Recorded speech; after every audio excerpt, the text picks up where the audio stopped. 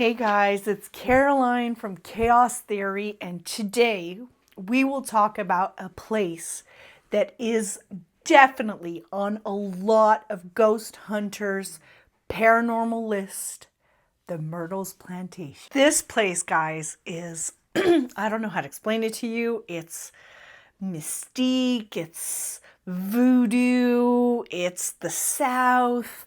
It's got all these elements that make it the perfect breeding ground for ghosts. So, I will talk a little bit about the history of the Myrtles because it has been a home for over 225 years. And we'll talk about the different ghosts that are there. So, anybody who knows anything about ghost hunting has probably heard of the Myrtles Plantation or has seen some kind of investigation done there. I know that many TV shows that we have heard about have done investigations at the Myrtles, and they've always found something. So, to give you an idea of where the Myrtles Plantation is located, it is in St. Francisville, Louisiana, about 3 hours away from New Orleans. This house is an antebellum plantation style home, kind of like a Creole cottage style. And it was built in 1796 by General David Bradford. It was originally called Laurel Grove, and it had 600 acres of cotton plantation. In 1850, the house was extended to double its size. So the house that we're actually seeing now is from 1850. It has a 125-foot long veranda in the front, 6 brick chimneys, 22 rooms on 2 floors, and 5 bedrooms with adjacent bathrooms. It has a large pond in the back with a bridge that goes to a little island. It's huge. It's less than 600 acres now because now we don't have the plantation, the cotton fields anymore. So it's probably around 10 acres right now. You'll see a map of what it looks like. It's absolutely gorgeous. Most of the flooring and the windows that you see now are original to the house, which is really interesting. General David Bradford built it in 1796, but didn't have his family come down until 1799. And then his wife, Elizabeth, and their 5 children moved in. He died in 1808.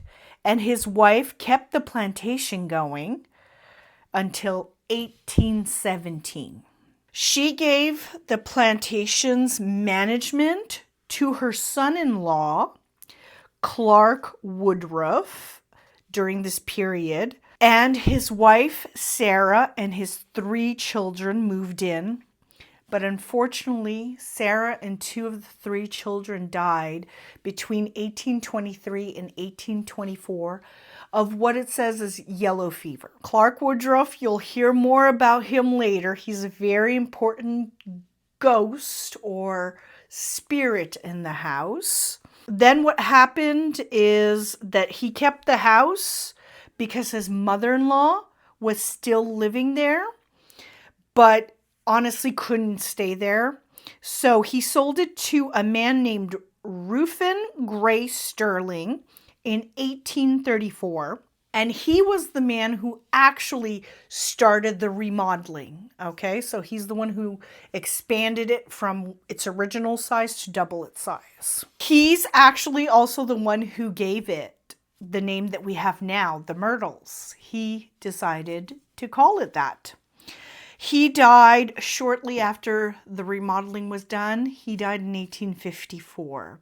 When Sterling died in 1854, his wife, Mary Cobb Sterling, hired her son-in-law, William Drew Winter, who was a lawyer at the time, She hired him to manage the plantation because you got to take care of the slaves, you got to take care of all the people.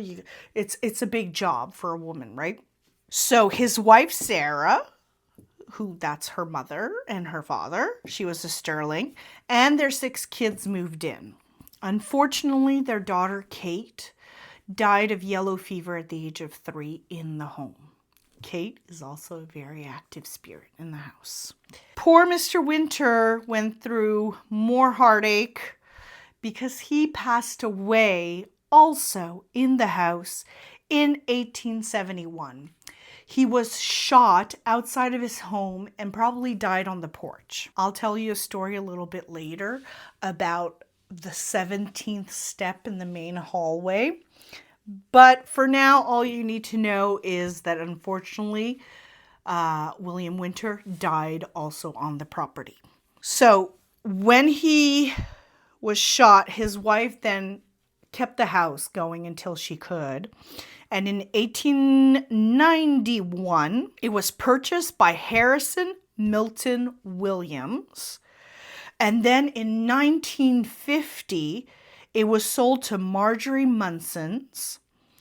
And then it was finally bought in 1970 by James and Frances Kermeen, and they made it into a B&B. So now it's actually still run like a B&B, and you can rent rooms at the Myrtles Plantation for a night if you want to. Like, that's my dream. You have no idea, guys. I really want to do this.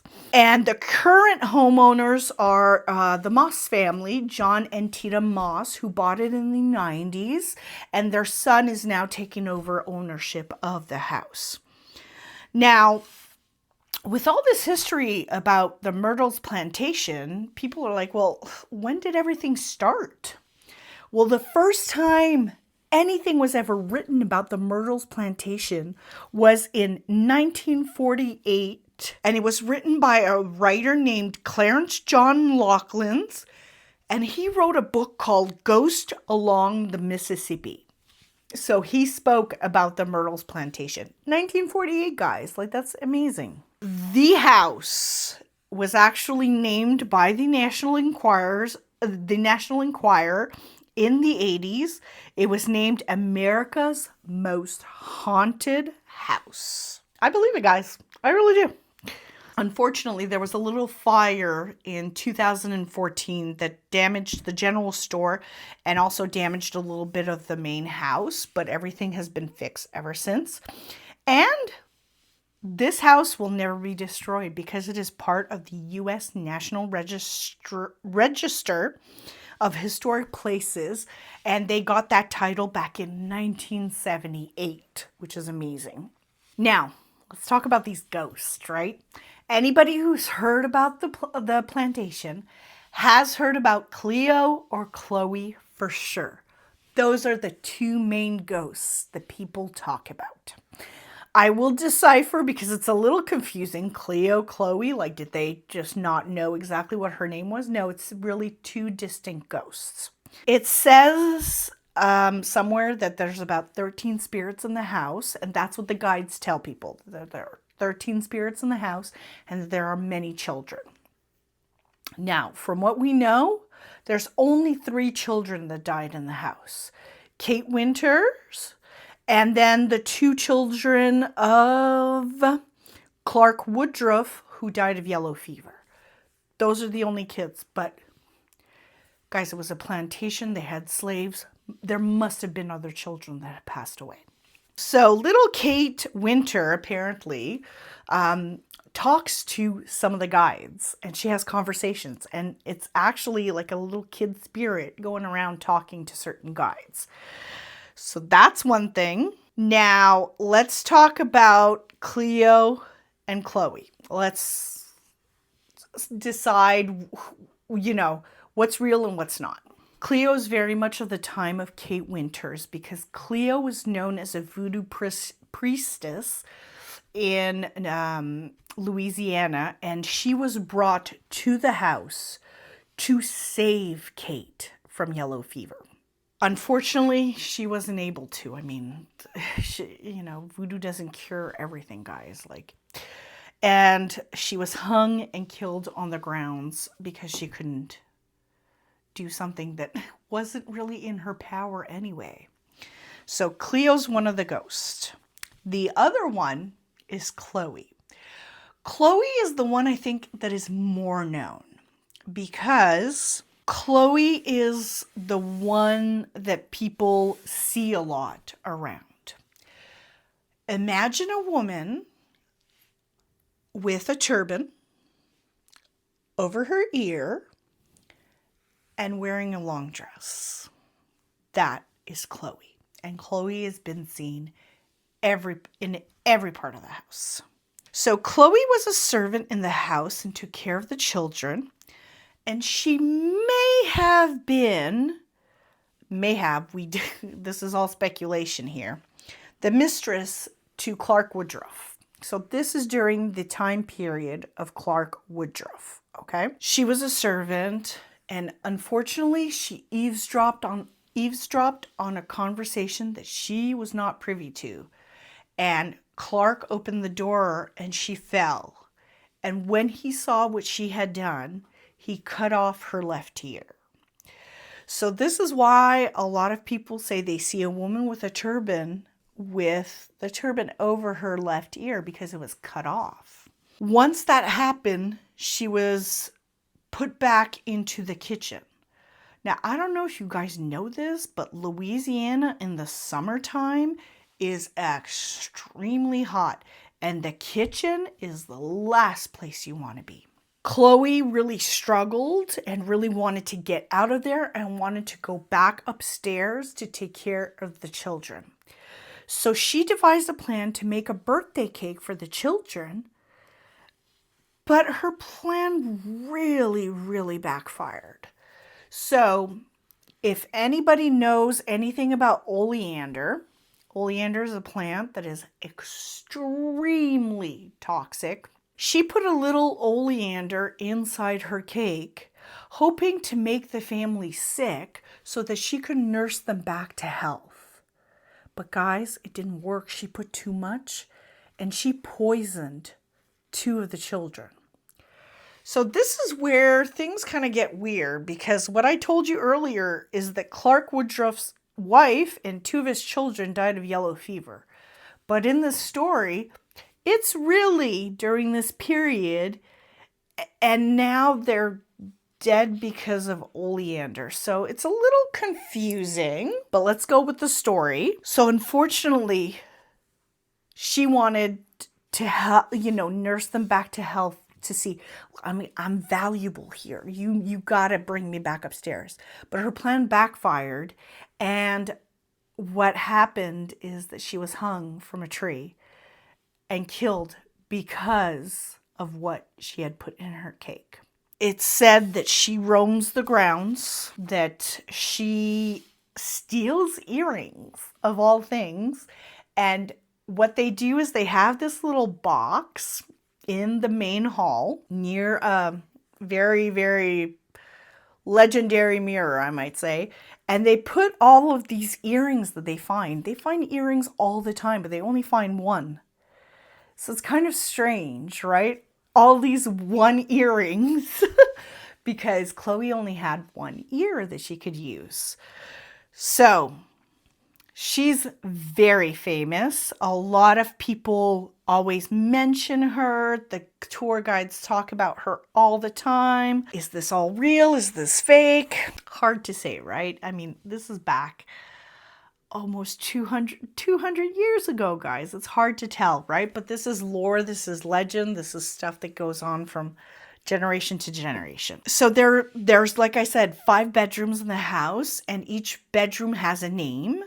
And there's a Woodruff suite, obviously. Hello, Clark Woodruff was such a big part of this story, where if people stay in this room, a lot of people say that they hear piano late at night coming from downstairs when they're in that room. But the thing is, the piano downstairs doesn't work. Like, there are keys that just don't work. So there's no way that they could be hearing the piano.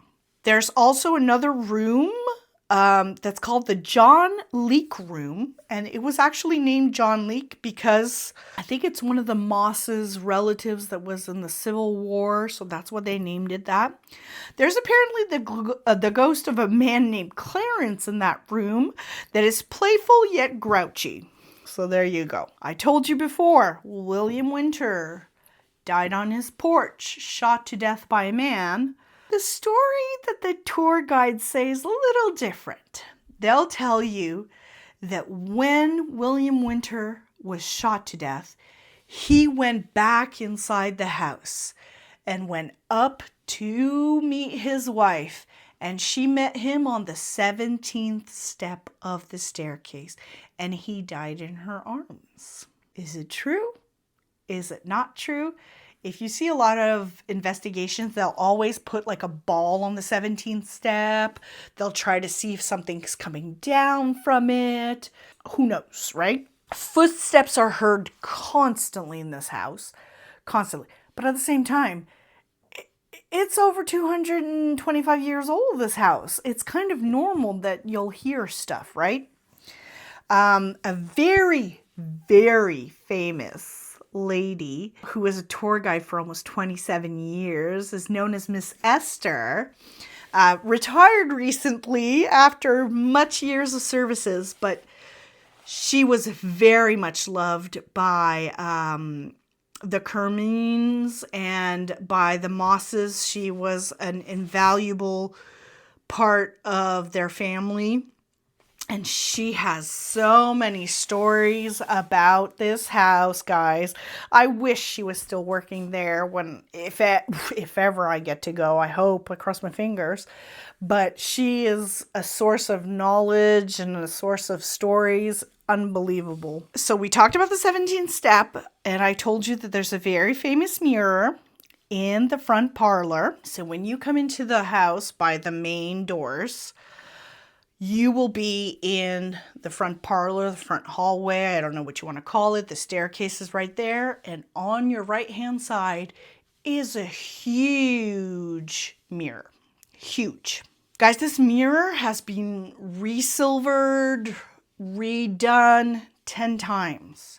And the same thing keeps happening in this mirror. So in the mirror, and you'll see I tried to get the best pictures that I could. Handprints or fingerprints, but like at the top of the mirror, guys. And this is a very big mirror. You can't just put your hand on it. Like at the top, there's no way. You'd have to be 8 feet tall to go touch that. Why is this mirror such a thing, right? Back in the days, they used to put black curtains on mirrors because when people died in a house, they were afraid that their spirit was going to get caught in those mirrors. And funerals happened in the house, right? There were no funeral parlors or anything like that. Did something get stuck in the mirror? They say that it's children's fingerprints that they can see. Who knows? We'll see.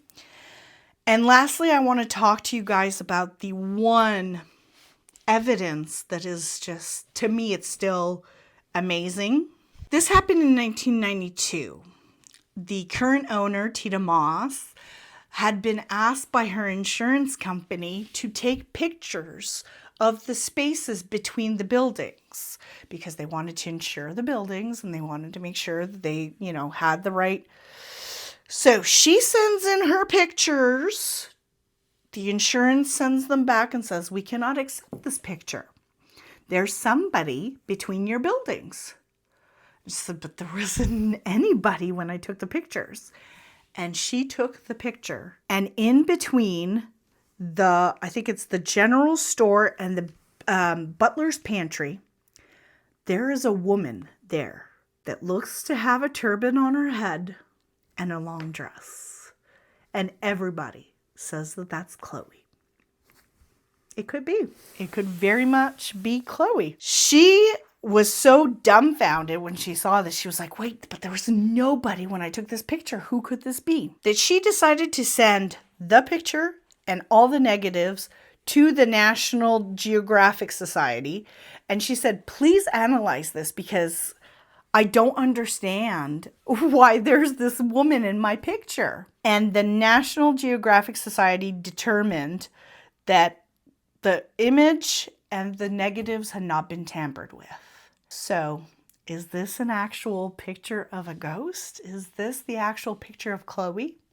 I'd like to think so. I'd like to think that she's still around and that she takes care of the house because she loved this house. Unfortunately, her life ended because of something that was meant to be good but ended up being so bad. But maybe she's not at rest. Maybe she's still here and wants to help as much as she can. Because what a lot of people say about the Myrtles is it's not negative. It's not negative spirits, but there are spirits. Hopefully you guys liked this little intro to the Myrtles Plantation. There are plenty of documentaries you can find. You can find Francis Cruming's book on the Myrtles Plantation, and I invite you to look at that for sure. And hey guys, if you like this, please let me know. Let me know if there's any other like spooky houses you guys want me to do research on, because I love this. Please write a comment if ever you guys want me to do a spooky house. Name me the spooky house and I will do my research. I will do my due diligence. And don't forget to like and subscribe our channel. We are getting up there in numbers. We are so happy. Thank you so much for all your support. We appreciate it. And we will see you next time. Bye, guys.